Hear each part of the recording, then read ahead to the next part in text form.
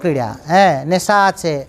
দেখলে লটারিতে বলছে বিশাল অফার, 1 কোটি টাকা, 1 কোটি টাকা, 1 কোটি টাকা, হ্যাঁ, তাস খেলতে হবে, পাশা খেলতে হবে, লটারি কাটতে হবে, এইগুলো বর্জন করতে হবে। আর কি করতে হবে না, প্রতিদিন 16 মালা জপ করতে হবে।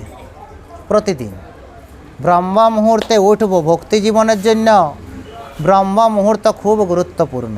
ভগবান হচ্ছেন পরম ব্রহ্ম। যদি আমরা ব্রহ্ম মুহূর্তকে দর্শন না করি, পরম ব্রহ্মকে আমরা কোনোদিন লাভ করতে পারব না।